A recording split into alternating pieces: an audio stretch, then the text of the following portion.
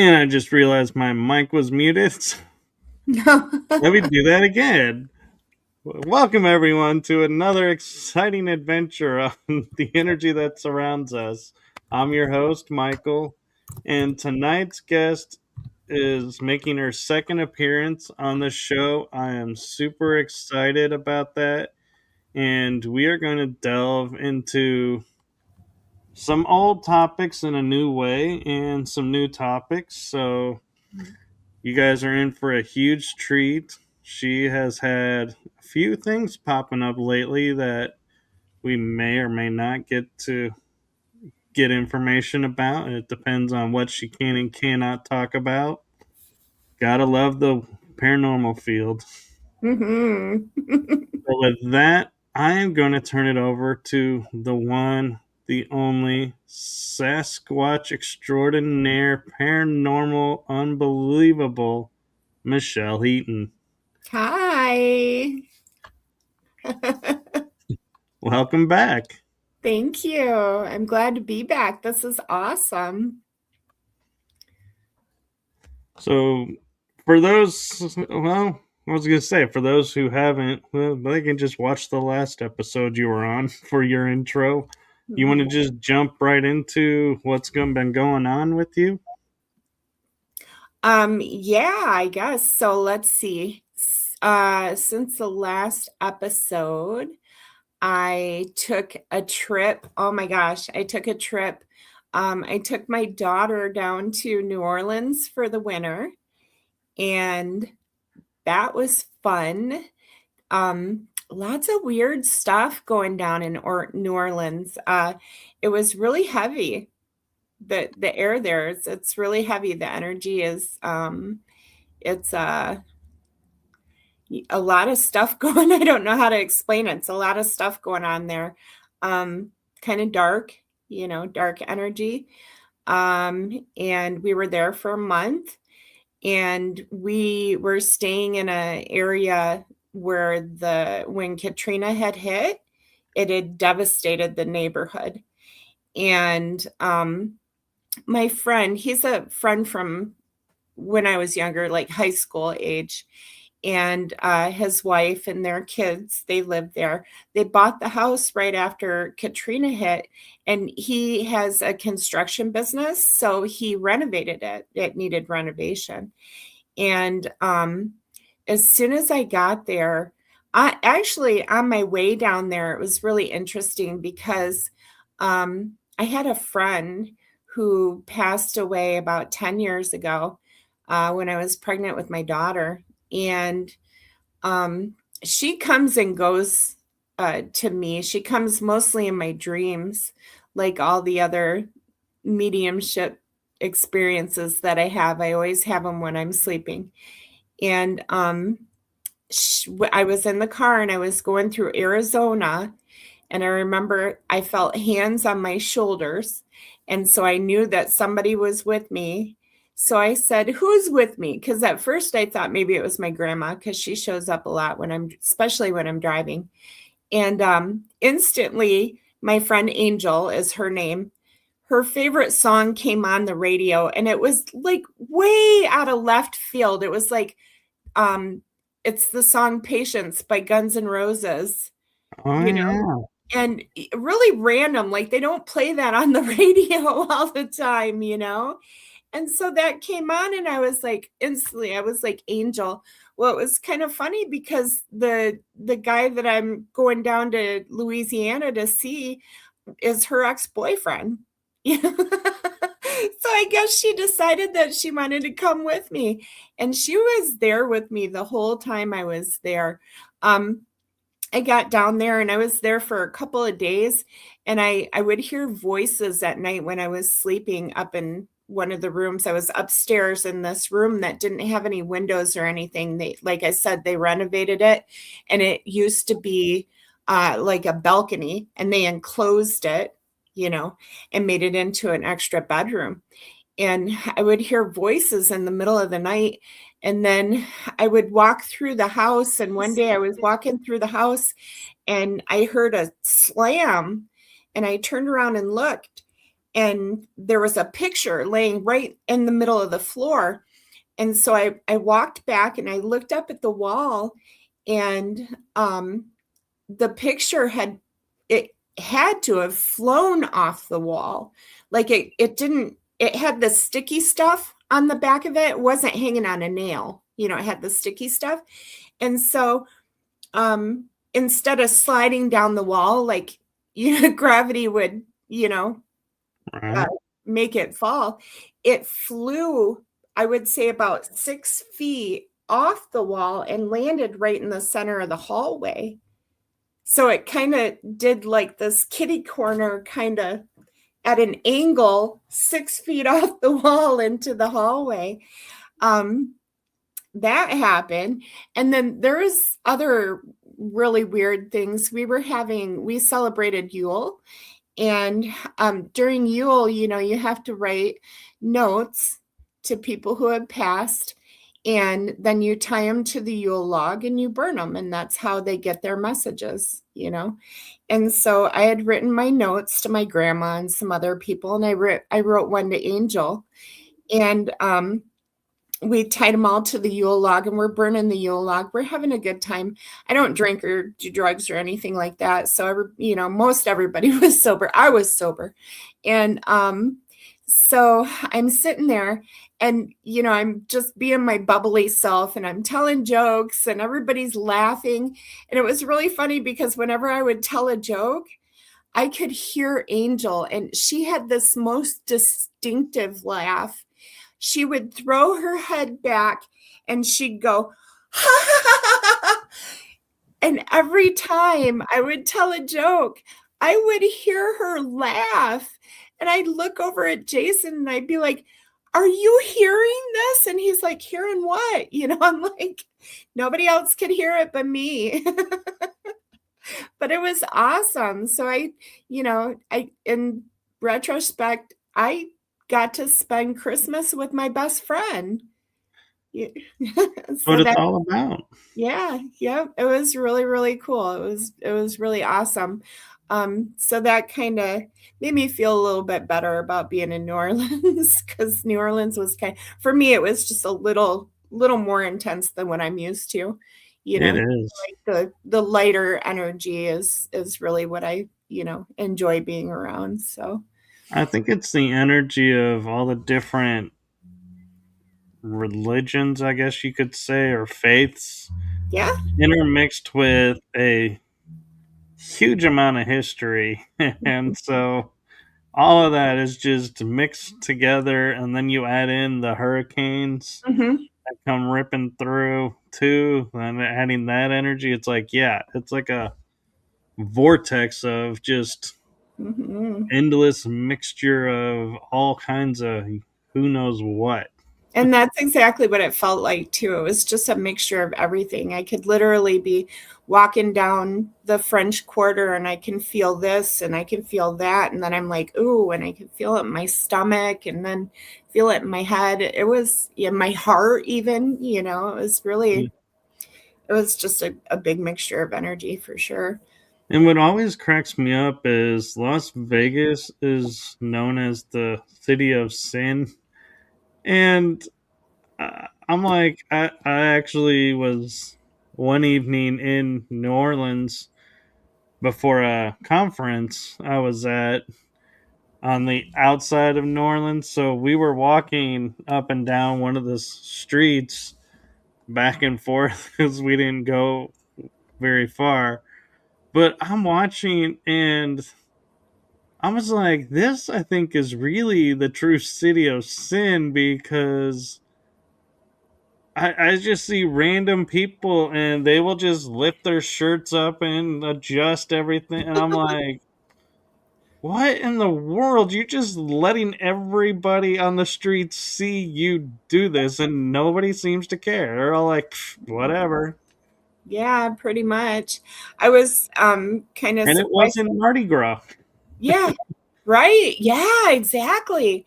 I mean, they were telling me what happens during Mardi Gras. I wanted to take Pema, my daughter, and she just turned 10.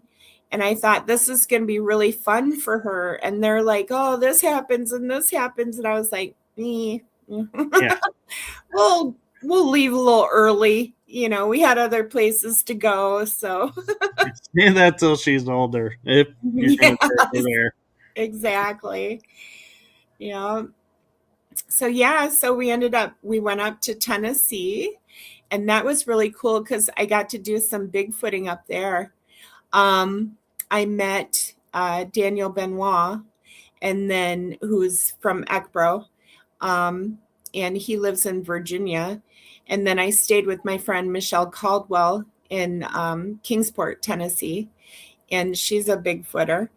And so we did some research down in Cherokee National Forest down by Gatlinburg. Hmm. And we found some incredible structures that were like structures. These trees they were huge, and they were um, over a road. You know, they were massive. There's no way, like, you would probably need to use some kind of pulley system or crane or something to create these. And so I got some really good pictures of those. And it was weird because we drove underneath one of them, and instantly it was just like pressure in your head, almost like going into another dimension or through a portal or something. It was really weird. It was just this weird pressure, kind of um, maybe even like infrasound. You know, it was like, ooh, it was really cool. Um, yeah, and then we found some pretty cool structures in Virginia, and that was fun. That was a really fun time. It's super active over in Appalachia. Yeah, I was in Arkansas and we were finding like little like there were either be like here's the ground and it would be like stones stacked in a little arc, Oh, wow. and I was like that's not natural, and they go no, a Bigfoot did that. I was like, oh, okay. Yeah. And then you would see the trees crossing, and I can't believe I never thought of this until you were describing your story about the trees. I have never seen where it's a true Bigfoot X crossing where the trees have been broken. It's like they naturally bend in. And so I can't help wondering, how does a Bigfoot manipulate the tree to get that bend without breaking it? Yeah, really. I mean, the ones that we've seen those a lot, the ones that bend. The one that we found in Cherokee National Forest that went over the road, they were pushed over. They were still in the ground. The root system was pulled up on all three of the trees. And it was like the one on this side, they were pushed down and then they were crisscrossed, and then the one on the other side of the road was pushed in and was holding these two up. It was the weirdest thing. And I mean, I would think if they did it physically, there would have to be two or three of them there manipulating, on each side of the road, manipulating those trees. It was so weird. It almost sounds like a teepee. Yeah, that's what it looked like. It looked like a teepee, but it was over the road. And it was with these trees that were like at least 30 feet tall, And they were, like I said, they were still on the ground. They were just, the root system was kind of pulled up a little bit and they were facing inward. So, it wasn't wind or anything. If it was wind, they would all be pushed over the same way, you know? Exactly. Yeah. So And they had to bend across from each other and just, you know. yeah, when I was in Arkansas, they would say the X was a portal that they would use. And I was like, in my mind, I was like, I don't know. I could feel it, but could it be, And I was thinking that little arc of stones. I was Mhm. like, maybe that's the real, portal, and the trees is just a marker to say, hey, the portal's over here, like an X marks the spot kind of thing, as we call it in treasure maps. Yeah. And I was thinking, how would a Bigfoot, though, fit through that little arc? And then I was like, well, we're assuming he's always big. They could be a manipulation of our gravity and our density that they become really tall and they're actually short beings where they come from. Yeah. Like, think about it like this, like, um, the second sighting that I had of a Sasquatch, when it appeared from the feet up, so it just went like a hologram, it was like, "Whoop," and so it started at the feet, and then it just went up until he was, like, 10 feet tall. So, when he disappeared, sorry, I have allergies, so, but when he disappeared down into a like an orb. So if he disappears and he turns into an orb, and then the orb kind of dissipates and it sparkles and kind of disappears, then are they traveling through these portals as orbs? You know, because lots of people have described these orbs before, and we see them all the time up at Quartzville. And they always seem to be, they're correlated with Sasquatch somehow, because it seems like when I have a sighting or one night Eric had a sighting, we were also seeing orbs or lights, you know? You know, you just brought up an interesting point because as you're talking about them as being orbs, I was like, look at our fantasy sci-fi, like the wizard movies. Yeah. How do a lot of the wizards travel? They become a ball of energy, Hmm. and when they arrive, there's like this big grandiose appearance, and it's like, yeah, they make a grand entrance, and they're Hello. like, ah, I'm here. Okay, I arrived, and it's and Yeah. you look I at mean, other, there's so many reports of them. yeah.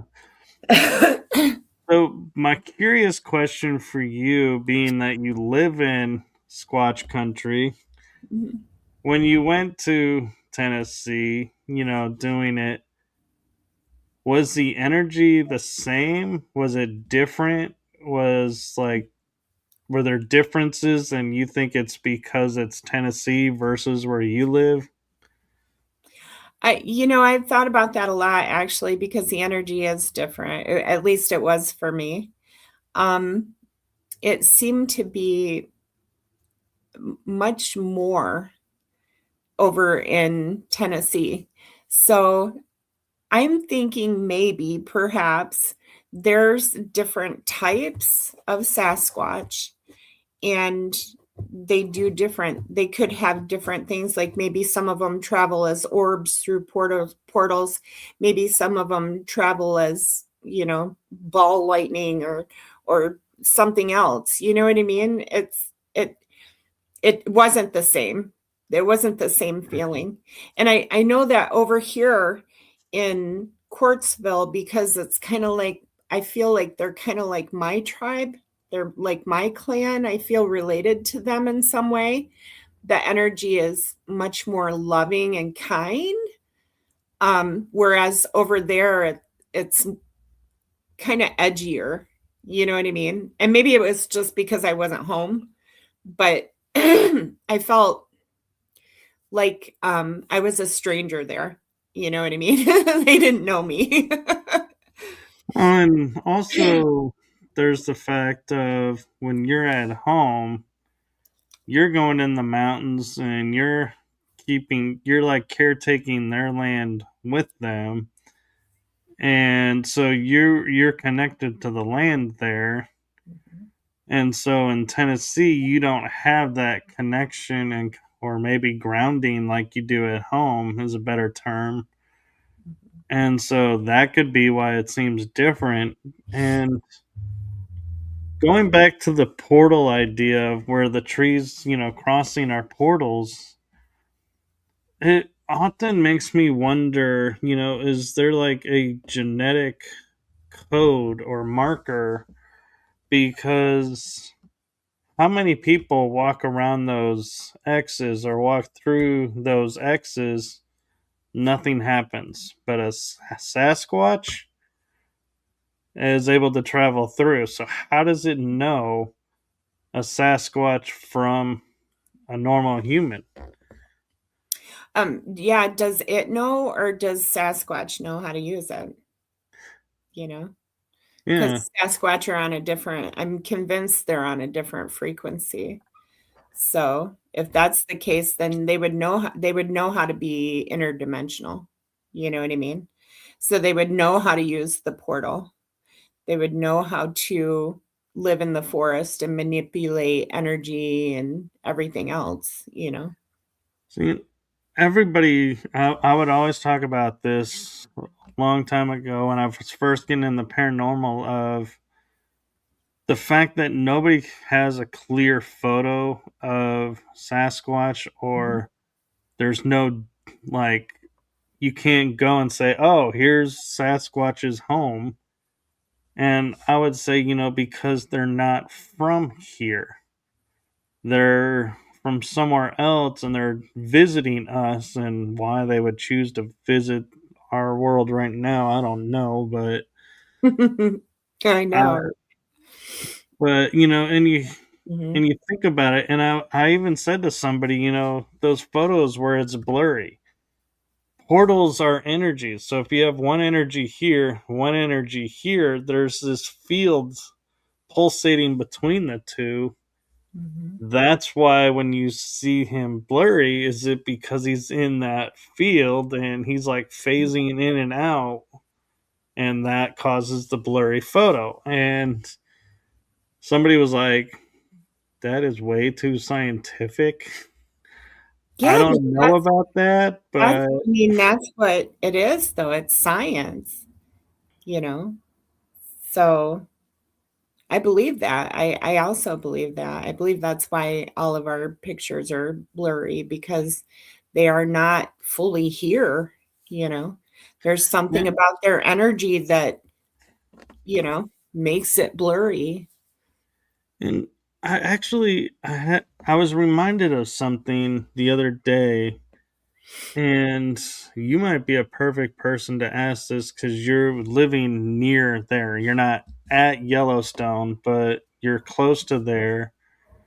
When the fires happened there and went through I think the latest one, I was hearing reports in underground news that military was called in because they were airlifting bodies out, but it wasn't the humans that they were airlifting out. It was Sasquatch. And so I'm curious, did you hear that and or see anything similar to that, or have any knowledge of around that? It sounds like you might be referring to the eruption at Mount St. Helens back in the That 80s. could be it. So I have a friend who will remain nameless, who he claimed that he was contracted by the government to basically take evidence. He's casting prints, he is collecting evidence of any kind of Sasquatch activity during this eruption that happened during the eruption. And while he's doing this, he's witnessing several Sasquatch bodies being lifted, one per helicopter, because you have to remember they're very, very heavy. And helicopters, they can be thrown off by the amount of weight that they're carrying. So these helicopters are carrying these one Sasquatch at a time out of the area. And I can't remember how many he said he saw, but there was many. But he was supposedly a witness to this. And then when his assignment was over, they confiscated all of his stuff. He had logs and journals and just everything you could imagine. They absolutely cleaned out his rental car. So there was nothing left in it except for what he came with, his wallet, his watch, his phone. And I think actually he had said, no, not his phone. Um, it was something else. Uh, but, anyways, they had taken everything that he had brought with him and, you know, like made sure that he didn't have any evidence on him, nothing in his pockets, kind of shook him down and then let him go and just made him sign. I think there was a non disclosure agreement or something like that. And it was him, and there was another woman also in the community who was involved that he named. Um, so, yeah, I mean, that's what the story is. I don't know if it's true, but And another thing that would point to the theory that Sasquatch isn't living here is when we think about Sasquatches are, I'm going to round off to saying 7, 9 feet tall. And like you're saying, heavy. But yet footprints are rarely found. So, how can a heavy, tall object be walking around leaving no footprints? well, let me tell you. So, in the Pacific Northwest, there are several different kinds of ground type, right? The first one is there's a lot of like rocky, gravelly kind of, and clay. And clay is really hard. I can't even grow vegetables in clay. I have to have raised, beds with nice, soft, mulchy dirt. Um, so there's that. And then it rains a lot here. So the best time to look for prints is in the spring or late fall when it's been raining, because that's when the ground softens up. Or around reservoirs in the summertime because the water dries up and it leaves the beach of the reservoirs real, uh, very uh, good for prints. Um, and then there's moss. Moss is pretty good for to get prints from. There's lots of moss. But then during the summer, the moss dies, it dries up and goes away because, it's so dry and hot. But also, one of the common types of ground in the Pacific Northwest is like this really, it's really thick, decayed matter that's like leaves and twigs and ferns and all this stuff. And you can even, it's been known that some people, you can step in it and you can just like fall right through it. That's common. So I've actually found prints, but they were like 2 feet deep into this stuff. You can't cast it. You take a picture of it and it doesn't look like anything. The only reason I knew a Sasquatch was standing there is because I saw it. So I went over the next day to look and I saw that it had left a print, but it was just like a deep kind of hole in this weird mulchy stuff. So, yeah, I mean, there's so many different kinds of ground types. That kind of makes sense. And I guess I'm used to thinking like, the muddy ground, we step on it and there's Yeah. a little print here and a little print there because, we have a Hmm. little weight to our little bodies compared to Hmm. the giants that are out there. And Yeah. I do find a lot of like impressions. You can see the impressions in the gravel, or you can see the impressions in the grass, you know? And it's pretty obvious because when they do step in the grass, it flattens it, and it will, like in the moss, for instance, when they step in the moss, it'll flatten, it'll kill it, it'll push it out of the way, it'll, do all this weird stuff, but it's not castable, because it's so thin. You can take a picture and you can hope that it turns out. and so that actually brings up an interesting question I have for you is I had a previous guest on in Oregon, and he talks about the Columbia River Gorge Mhm.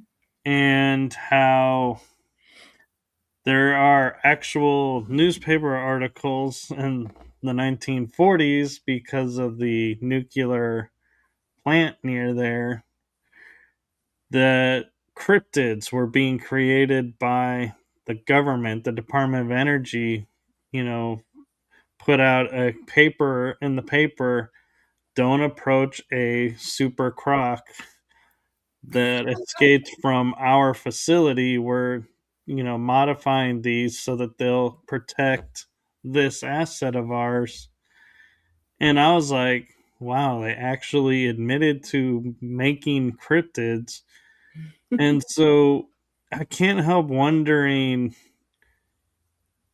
how many cryptids in our world were birthed there, and they spread out. And could Sasquatch be one of those that was a military created, super soldier type to protect something and it escaped? Because let's be honest, we can't bring one down in the Right. 1940s. We don't have what we have today. And so it's like, you Maybe, I know, mean, maybe something like that could have happened, like, um, like you said, like a super soldier or something, and maybe they have those weird new kind of powers of telepathy and, um, traveling through portals and stuff like that. I don't think so though, and that it just simply because, out here with the Indian tribes and even the tribes, on the East Coast, I mean, there's just, thousands of years of Sasquatch being in their stories that they tell, and, in the totem poles up here in the Pacific Northwest, they're all over the place, in the petroglyphs, so I don't know, maybe a new kind of Sasquatch, you know? Maybe that's or, how we come up with, how all this weird stuff, these orbs, floating around and stuff, I don't know.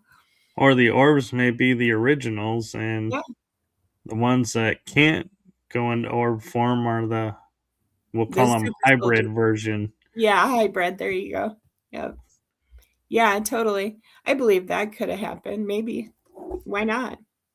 I mean, supposedly so they have in the military now, they have the cloaking, um, whatever it is, the cloaking cloth, I guess you can call it. Yeah, So, and that it's been theorized that they've got that technology from aliens. Also, it's been theorized that they got it from Sasquatch, because like, what if Sasquatch is like a polar bear? The polar bear has it's like hollow fur or whatever. When the sun hits it, it kind of disappears. Like you can't see it for a minute, you know? So, that's true. It's one of the few animals that actually has that, and it would yeah, make sense why you could hear them walking around but not see them as yes. they're wearing cloaked garb. Yeah. Yeah, you know what? That reminds me.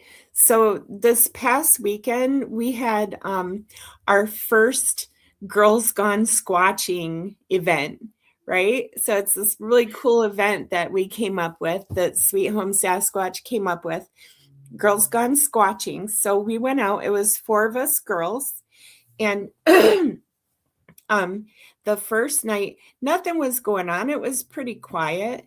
You know, we were just looking at old stuff and, maybe a few new structures here and there. There had been a windstorm this winter in January. So a lot of tree fall, um, it's just, you can't really tell if it's Sasquatch made or not. So, we were hanging out. We all went to bed.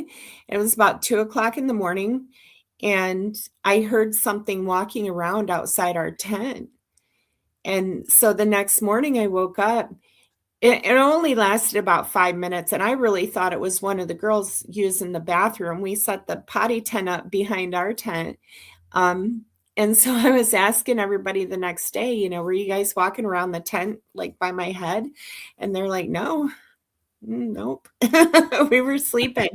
So the next night, same thing, except for Randy Schuett, one of my research partners. Her and I were sleeping in the same tent, and she said that she had woke up and she had heard the same thing. So the next day, we were all packing up and getting ready to leave. And my other partner, Jules, Randy and Jules were talking, and Randy is like, I heard something walking around last night around our tent. And Jules she said, I heard something like hit the side of my truck really lightly because she was sleeping in her rig. And she said she heard something hit. And so she looked up and looked out, and she said she thought she saw something real big over by our tent. I was like, oh my God. So that happened. Talk I, about smoking, yeah, and I like how something hits the truck, and her first comment is, I was looking over by you guys and had this over there. Me, I would be like checking out the vehicle. Well, whatever it was, it like woke her up because she was sleeping. So Yeah. it's something hit her truck, and she just instinctively sat up and looked out the window towards our tent. And she saw something over by our tent. So, But no, that's really cool. And yeah, I mean, like yeah. I said, I'm the type of person that I think a lot of guys probably would agree with me that something hits the vehicle. We want to know if the vehicle's dented, drivable, Oh, no. and I know. then be like, now we'll look at the surroundings. We're like, Mhm. got to make sure the car is good. Yeah, she said the minute she saw it, she said she laid back down and covered her head with her blanket. Yeah, I wouldn't be opening the door just in case. No, no, not me. No, and I don't know if we talked about this on the first episode or not, but I was watching earlier this afternoon a movie with my mom that had these grizzly bears, Mhm, and I could easily, see a grizzly bear walking on his two legs would not, in my mind, ever look like a Sasquatch.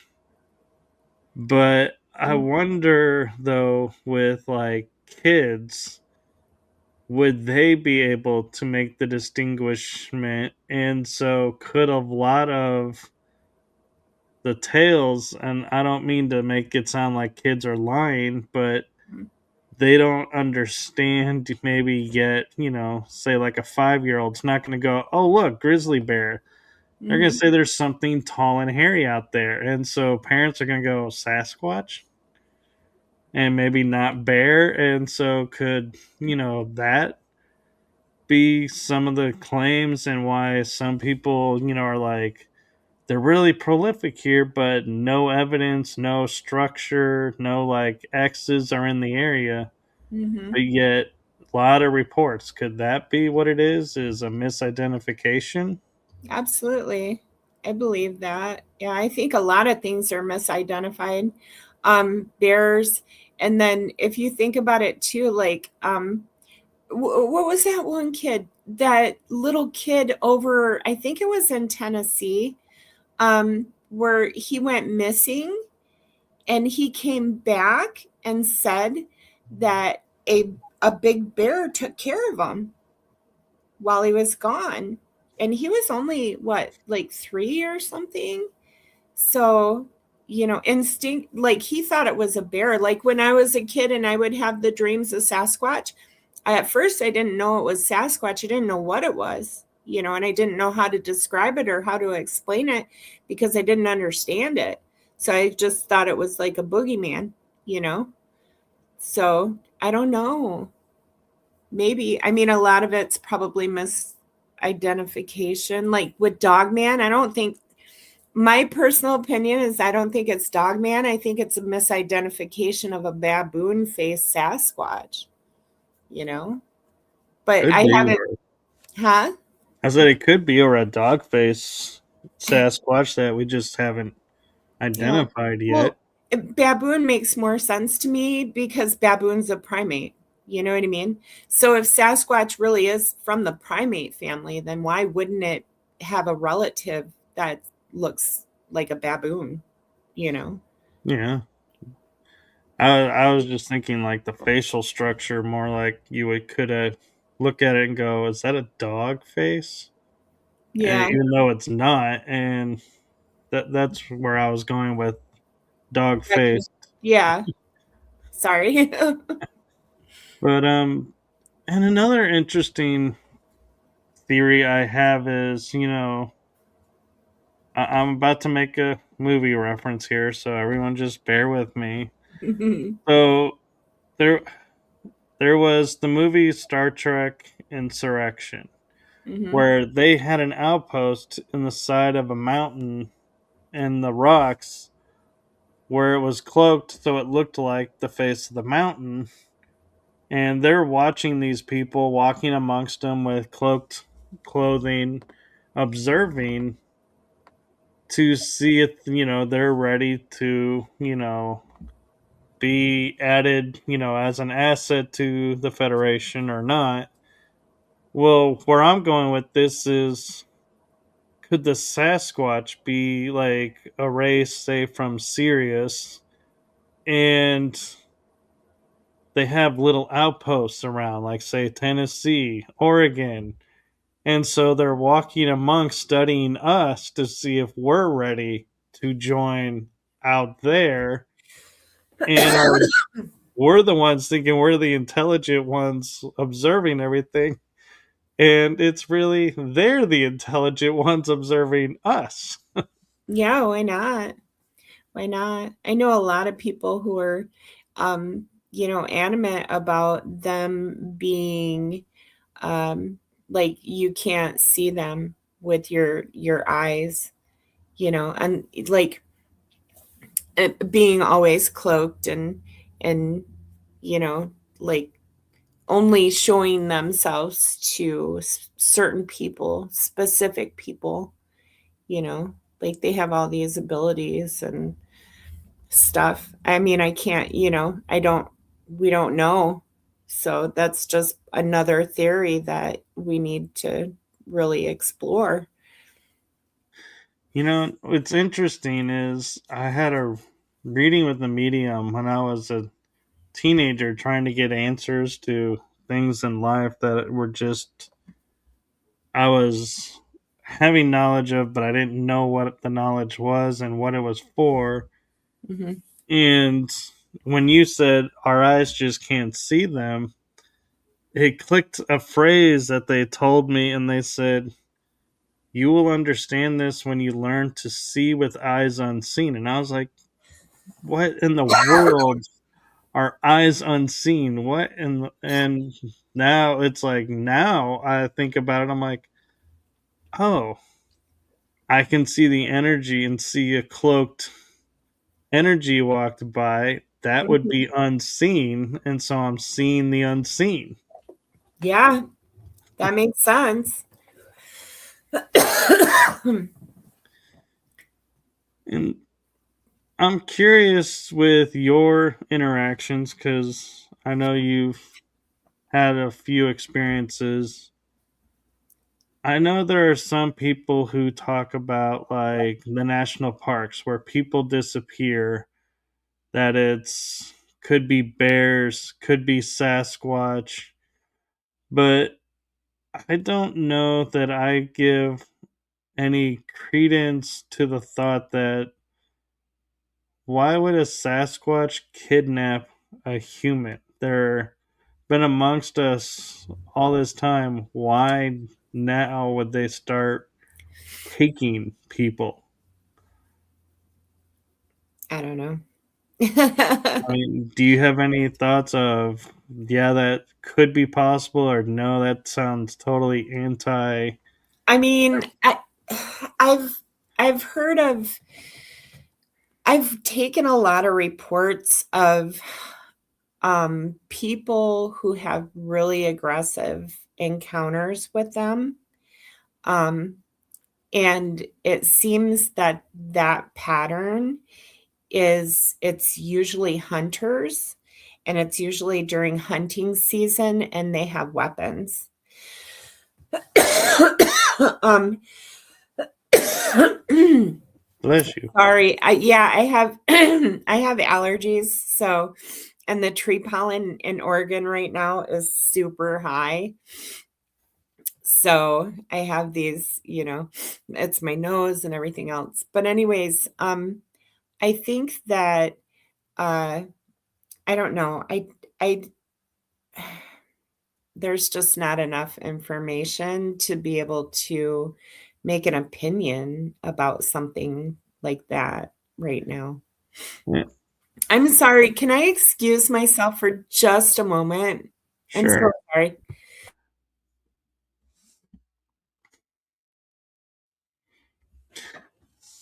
And when she comes back, I have a interesting theory that kind of fits the world we're in right now that I'm kind of interested to see her thoughts around that and if that's a possibility or not. But meanwhile, I'm going to take a drink myself. I haven't had any water in a little bit.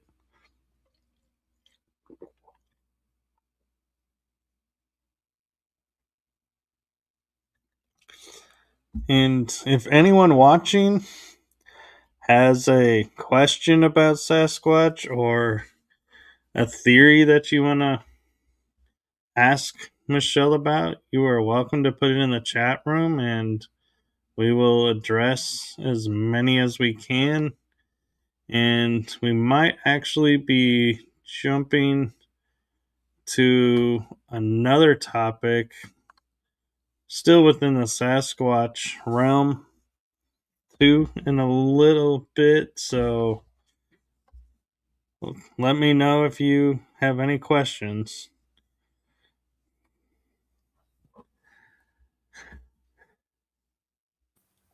Thanks. You're welcome. Now, I have an interesting theory for you that kind of goes with the world we live in right now. uh, Talking about like Sasquatch that's taking the kids in the parks, if it is them, could it be someone making themselves look like Sasquatch so that people will start to become afraid of Sasquatch? hmm. I don't know. I don't know why why we should be afraid of them. I mean, it's really rare to see one, you know? It's so Yeah. and um it's it's not like I mean, we see Sasquatch less than we see bears in the wild, you know? So it just seems kind of I don't know. I don't know if I'm on board with that yet, you know? So Yeah. we could be more afraid of them. I mean, I think people are afraid of them anyways, you know? Well, but I'm meaning like, so if a UFO was to land and an alien come out, how many movies have we had to where we've been programmed to shoot first and be like, we just saved the planet from an invasion when they could have been coming to say, hey, we have this technology we want to share with you. Right.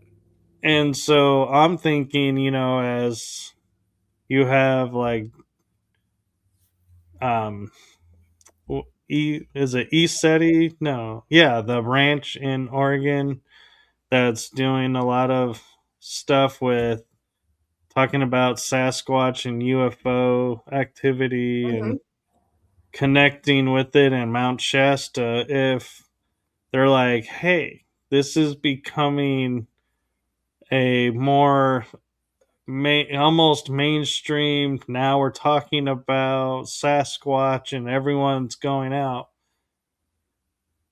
Well, if we find out they're friendly and everything, then what's going to happen to the people who are the powers that be. And that's why I think, would they go to the lengths so that you don't want to meet a Sasquatch, and that you would be like, oh no, Sasquatch is going to rip my arms off, like, or something, and be like, no, and kind of suppress it and put it back, like almost like a genie in the bottle again. Yeah. That's where I'm going with it, and thinking, because it breaks their narrative, and then it starts to open other doors and Yeah. other thoughts, and so they're like, ooh, gotta nix that one. Yeah. Um, I don't know. I've never thought about that before. Like there's a very small group of people who are like, "Oh, fuzzy, cute little Sasquatch." You know what I mean? Like I'm not afraid of Sasquatch anymore. I'm more afraid of like bears and cougars and stuff. But like I said, it's so rare to see one, like I'm probably one of the luckiest people in the world to have 3 sightings in one summer. I could go the rest of my life now and never see another one. I mean, look at Pete Burns. Pete Burns searched for Sasquatch for so long. He never had a sighting. He never saw one. And he's been to Nepal. He's been all over the world looking for Sasquatch, you know? So Yeah. um I think a lot of people there's a lot of hoaxing going on. Um like, with this thing that happened in Ohio not too long ago. Um I kind of feel like that's given me the vibe that maybe that wasn't real. Maybe somebody saw one. And so all of a sudden, like this mass hysteria started. And they're all like, oh, we saw, this one and this one. And all of a sudden there's like 8 or 10 sightings. I don't know. That doesn't sit well with me, you know? I agree, and I kind of want to, if you don't mind, kind of tweak the conversation to something that you talk about in your bio a little bit, and was a topic that you had brought up, and that is that you get communication through dreams. Now, Yeah. I'm kind of wondering, is it, possible, with your experiences with Sasquatch, being open to the energies and being attuned with the land and everything, could that have opened your awareness to where you see messages in your dreams, or did that happen before all of this? Well, the mediumship started when I was probably about 15.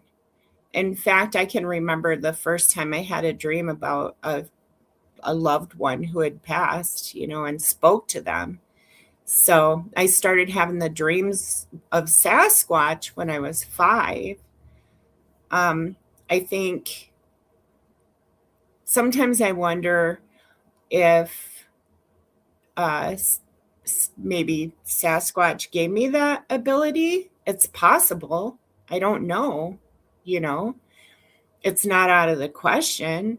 Why would I have dreams about Sasquatch and then all of a sudden have mediumship?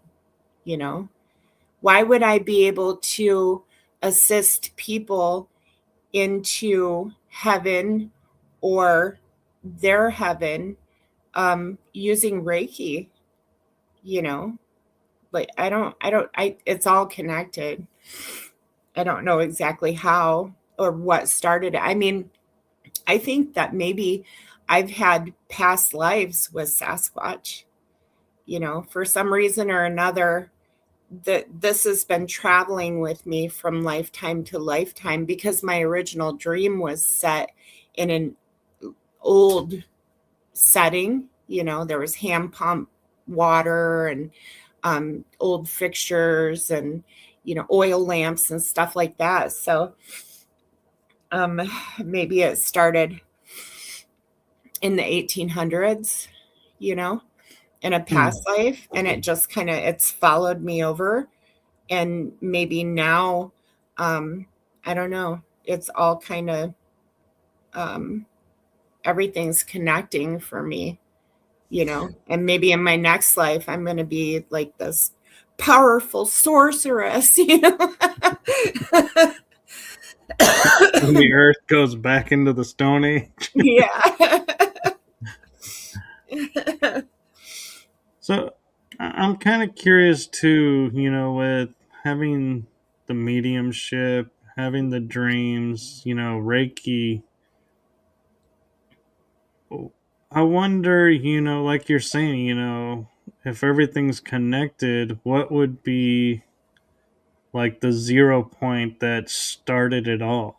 And if Yeah. there's an encounter that your mind keeps from you because it's like, yeah, if you're, say, 2 years old and, Sasquatch, was carrying you, back to the safety of your family, it's like, Hmm. that could traumatize someone.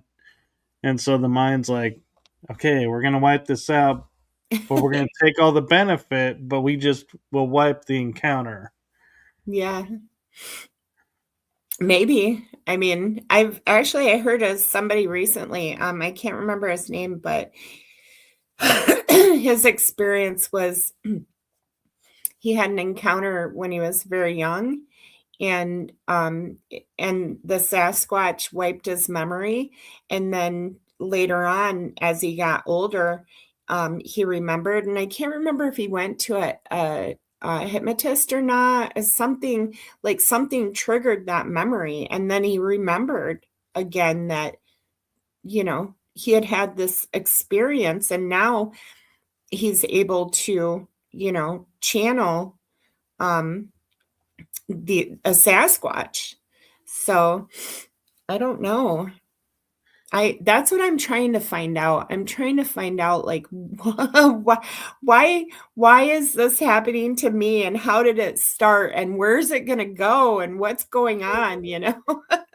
And This is a something journey. it is, and something else that's interesting that a lot of people don't know about is Oregon is not exactly next to, but it's really close to the Grand Canyon, which also is close to the ranches that all have like Skinwalker, Blind Frog, the Bradshaw. Those are all in area, and they're all, and Oregon is near Nevada, Mhm, and so I can't help wondering with what's been found in the Grand Canyon that's controversial and against history and would cause us to have to rewrite history. But could that be why Sasquatch and other cryptids are hanging around that area because of all that hidden ancient knowledge and tech that's there?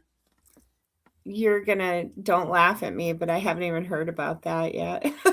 This the I haven't heard about the Grand Canyon stuff. So What is I'll going tell you on real.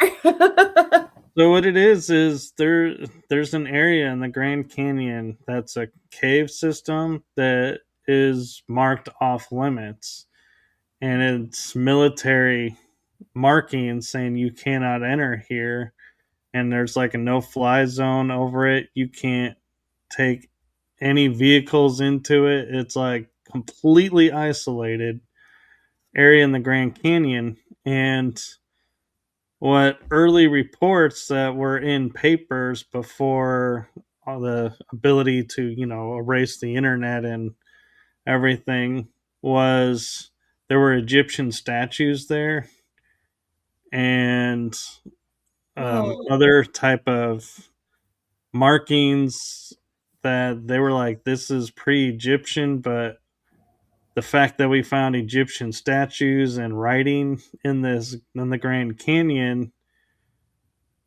is why they're like, we had to rewrite our history because Egyptians were here, which is BC time frame, and America wasn't supposed to have anybody in the West at that point. But were they Egyptians, or are Egyptians really aliens? You know what I That's mean? Yeah, and that's the Like, question, is yeah. because some of what's there they can't identify, but Hmm. they know it's Egyptian because of other things there, but they're like, this could be a totally different culture here as well. But yeah, the fact that Egypt was here in America in the BC is like, everyone's like, no, that can't be true. I'm like, why? We have the runes, we have Rome, we have everybody else was over here. Yeah, I Phoenicians, mean, Scott Walther didn't he wrote a book about the Knights the Templars. Knights Templar being in the United States. Yeah. Yeah. Yeah, totally. The Vikings and everybody else. Leif Erikson, he's got like his signature on a rock in Massachusetts or something, you know. Well, and the Mississippi Valley is the back of a Phoenician coin, Oh yeah, perfectly mapped.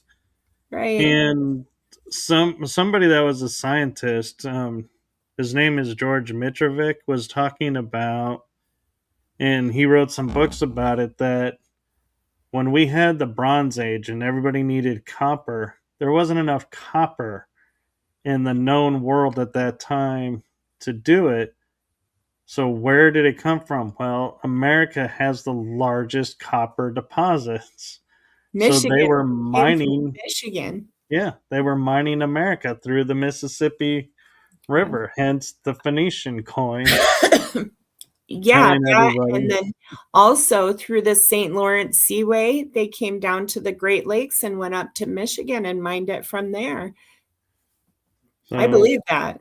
yeah, so we actually have had culture here in the BC, so that makes us as old as the rest of the world. But Yeah. our history books want to tell us we've only been a couple hundred to three, four, maybe 500 years old. Yeah, 'cause at that time, this was the New World.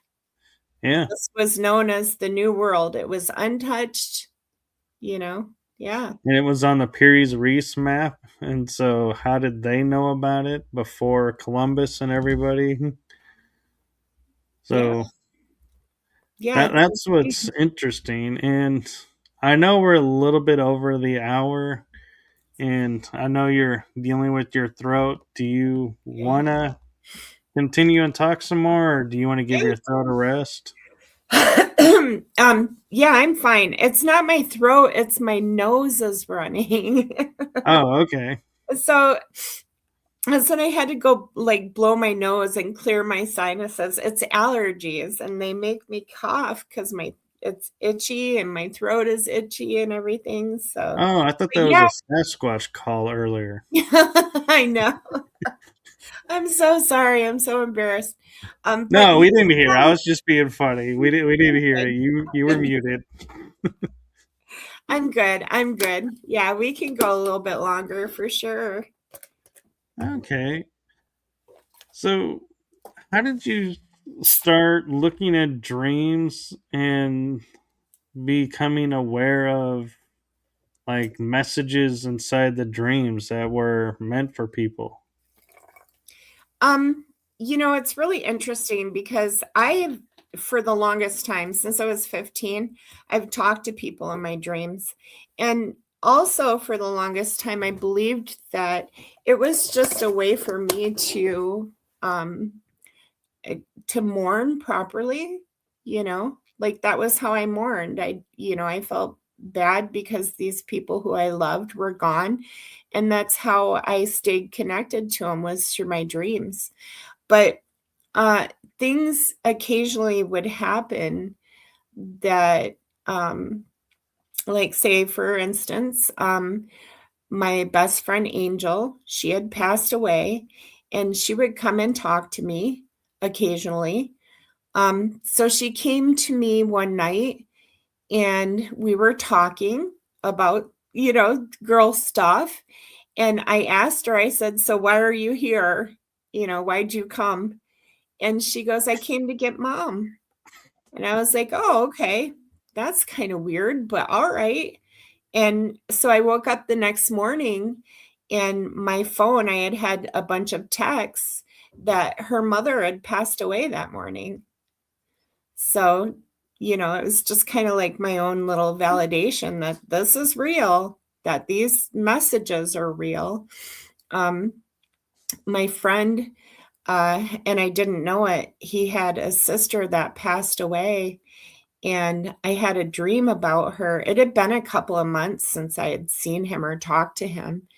And she had passed away from like cancer, I think, or something. And they both came to me. He came to me in my dream, but he was living. And then he kind of brought her in, and she came in and gave me a message to give to him. And so after that, I was like, I don't understand because they're both living. And so I relayed the message and had found out that his sister had passed away like 2 months earlier.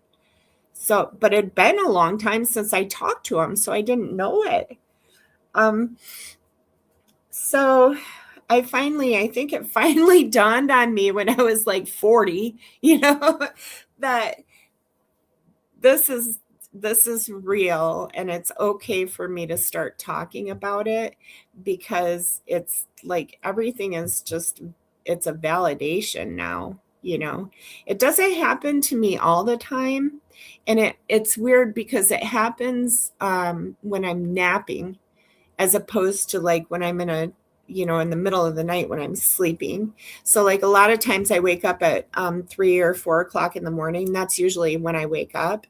And then I'll go back to sleep at like 5 o'clock or 6 o'clock in the morning and sleep until 9 or 10. But I've always done that. I've always taken like a 3 or 4 hour nap, woke up, stayed up for 4 hours, went back to bed, take a 3 or 4 hour nap.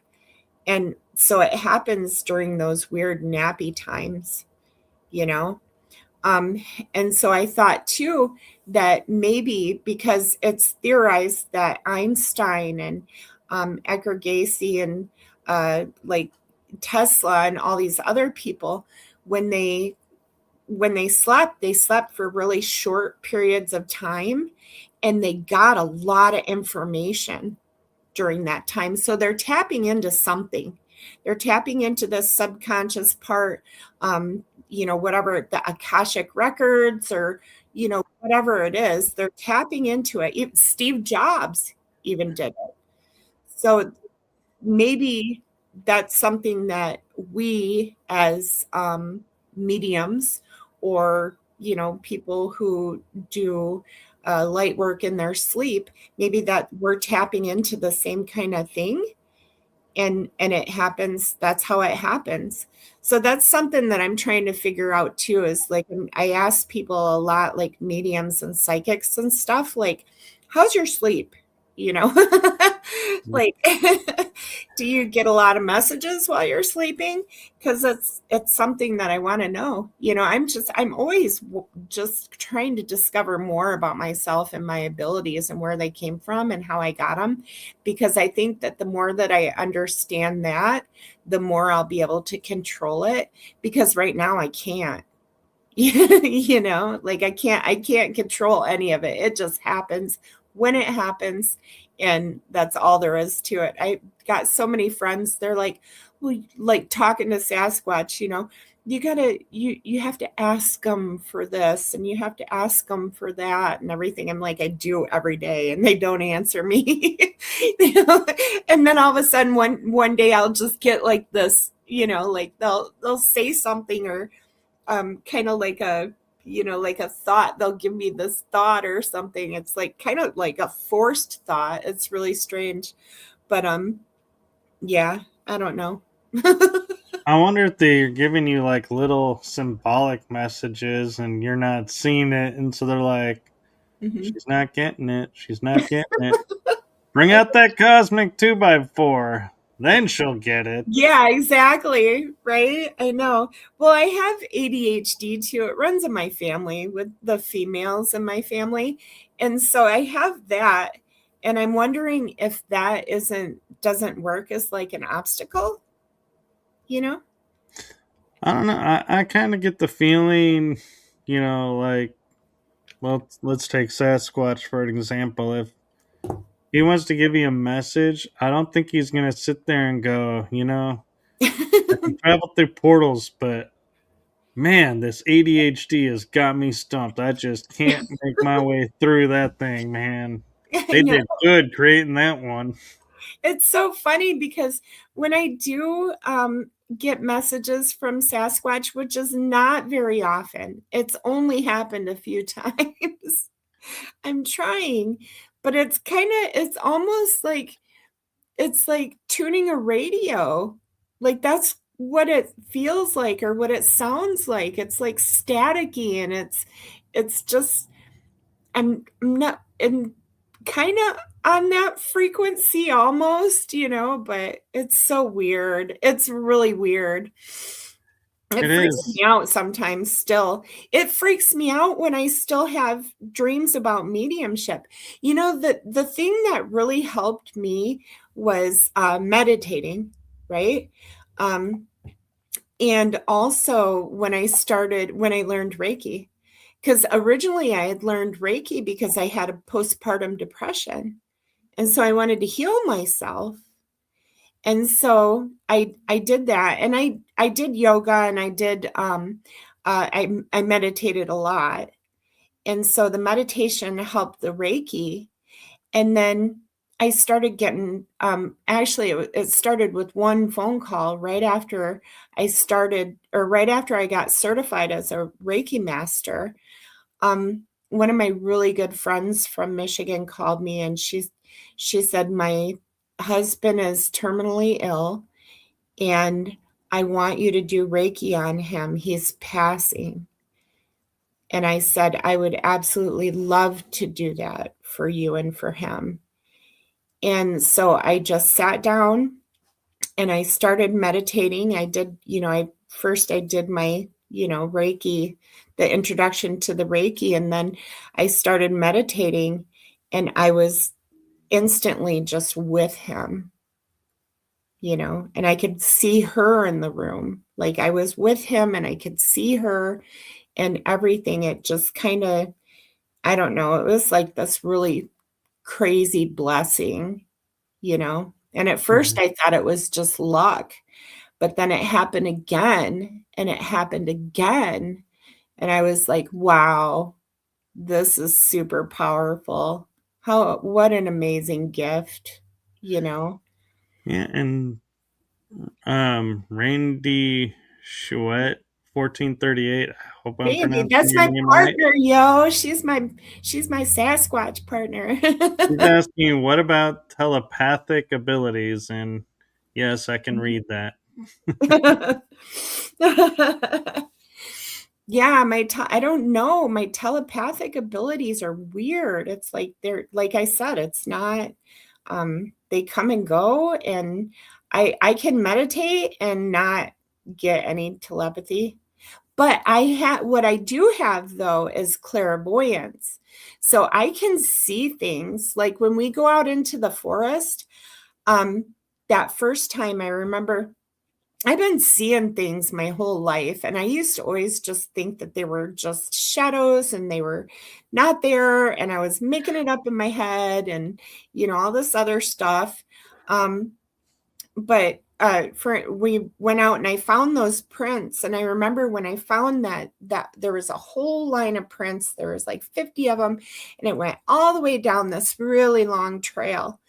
And I like instantly I started thinking to myself, where did they come from? Like where were they coming from when this happened? What was going on? And I turned around and I looked up this other trail, and I literally could see them running down this trail and around the curve and jumping over the concrete barrier and then following the path down the trail. And I was like, wow, you know, like it was real, like I could see them. So I told my friend and he's like, no, no, they had to come, they came from over there. I said, no, I'm pretty sure they came from up there. I just saw them, like I envisioned it. And then so I took my other friend up there a couple days later and we went up that trail. I said, Eric, they came from here, from this way. And we went up there and lo and behold, there's like footprints up there in the moss too coming down. So I saw it happen, you know. But that's the clairvoyance is what I have. I don't have the telepathy.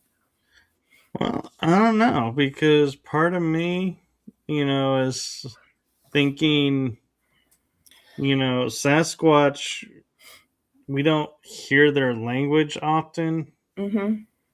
And I'm thinking because they're telepathic. And so maybe they telepathically gave you that image and said, here we were walking. And so that's the Maybe. telepathic bond. And other people are, starting to wake up and are like almost to the point to where they're like, hey, you were just in my head. Were you thinking about me, or were you wanting to ask me a question?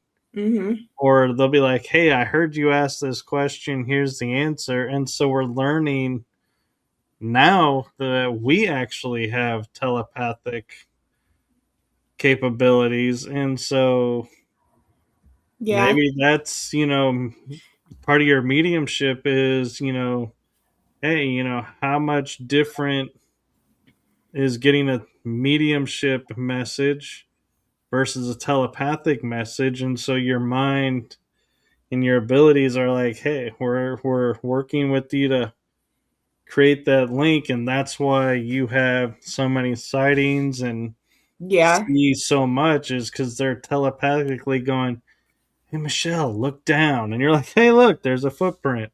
That yeah, I believe I can believe that for sure because I every time I have a sighting, I see an owl also beforehand, before the sighting. And there's certain things that happen, that would, like you said, make me look down, and see a footprint or look up and see a tree break, twist, or something, you know. It Yeah, makes sense. I'm so all the time. Like it says, the ADHD. I'm just like, what? Okay, yeah, that's whatever. Wow. well, and we we live in a cultural system where having that much awareness, they're like, yeah, we need to drug that down, that's too much. But in actuality, I think that's where we're headed, is being hyper aware of our environment and connecting with all the energies around. And so we need to get up our level of focus and not I be. I tell you what, Michael, I am so hyper aware. It's like what I'm really good at is reading people's energy, like reading the room, you know?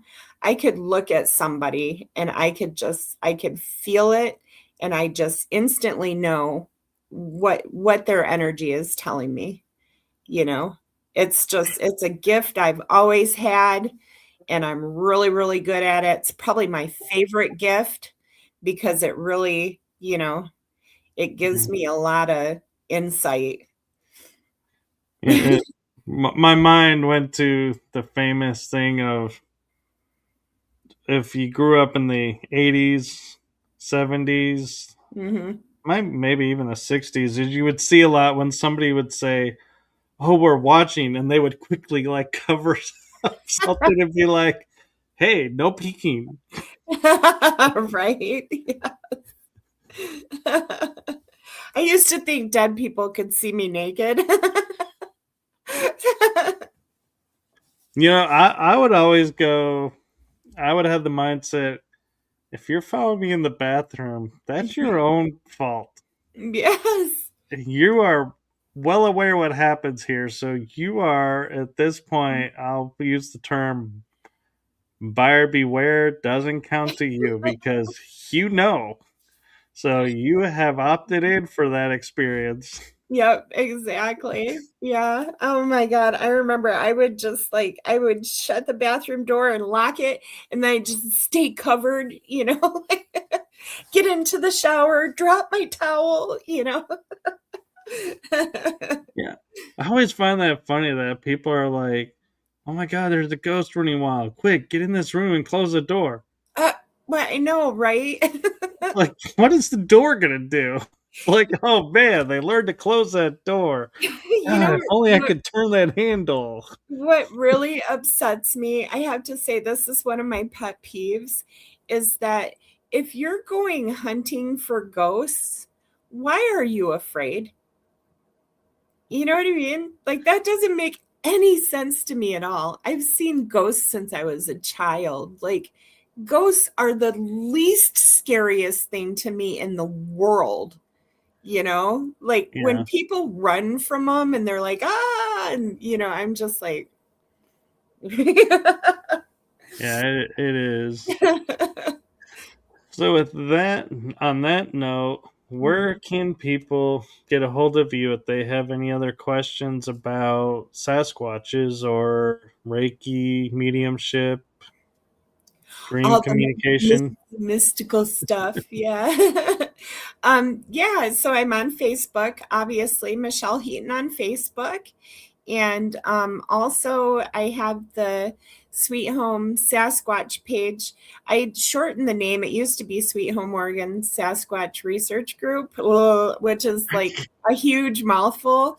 So I got tired of telling everybody that. So I shortened it to Sweet Home Sasquatch. So that's it.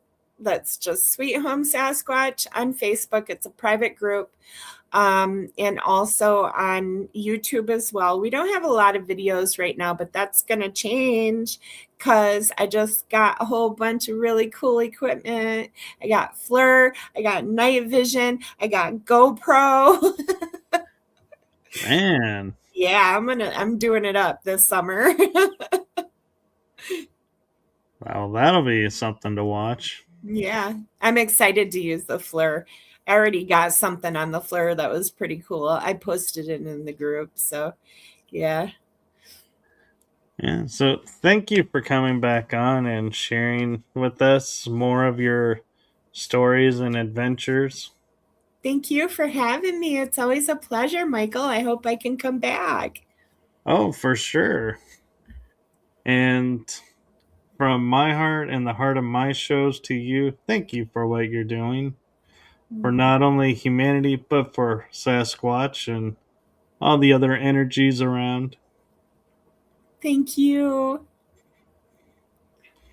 So I hope your allergies get cleared up and your nose Thanks. gives you a break and so you can sleep and They'll go away in October. oh, that's not too far away. There's something to look forward to. Right? 7 months later, hey, my nose has finally stopped. Hey, that's the Pacific Northwest for you.